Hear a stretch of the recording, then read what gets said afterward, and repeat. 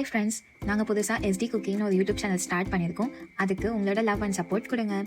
இன்றைக்கி எங்கள் வீட்டில் திவாலி ஸ்பெஷலாக ரசமலை செஞ்சுருக்கோம். வாங்க எப்படி செய்யலான்னு பார்க்கலாம்.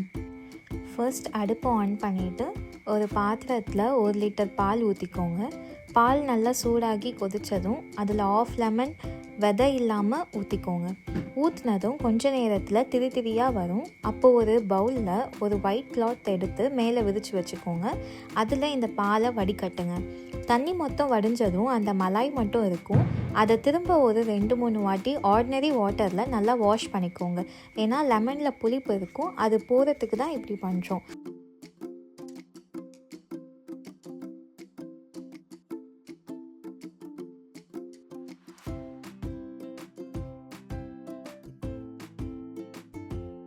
இப்போ அதை ஓரமாக வச்சுருங்க.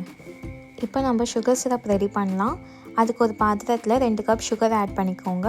நான் இதில் 2 கப் சுகருக்கு 3 கப் வாட்டர் ஆட் பண்ணியிருக்கேன். சுகர் சிரப் ரெடி ஆகிறதுக்குள்ளே நம்ம மலாய் ரெடி பண்ணிடலாம்.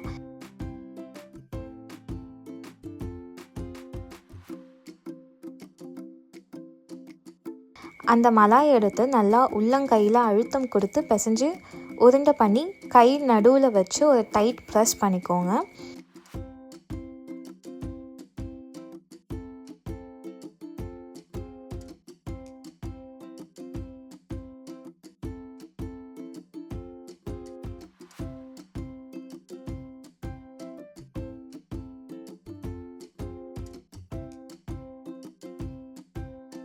இப்போது சுகர் சிரப் ரெடி ஆகிடுச்சு.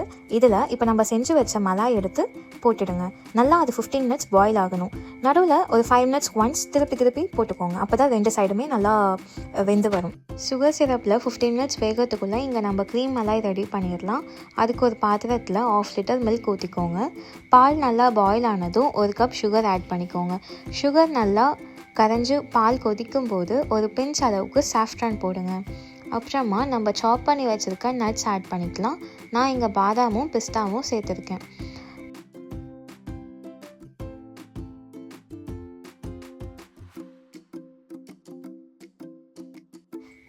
பால் கொஞ்சம் திக்காகிறதுக்குள்ளே நம்ம இங்கே செஞ்சு வச்ச சுகர் சிரப்பில் இருந்து மலாய் எடுத்து ஒரு ஆர்டினரி வாட்டரில் போட்டு அதை உள்ளங்கையில் வச்சு பிழிஞ்சு எடுத்து ஒரு பிளேட்டில் வச்சிடலாம்.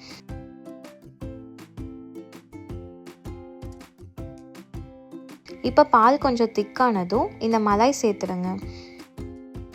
இப்போ இந்த ரசமலாய் எடுத்து 1 ஹவருக்கு ஃப்ரிட்ஜில் வச்சுடுங்க.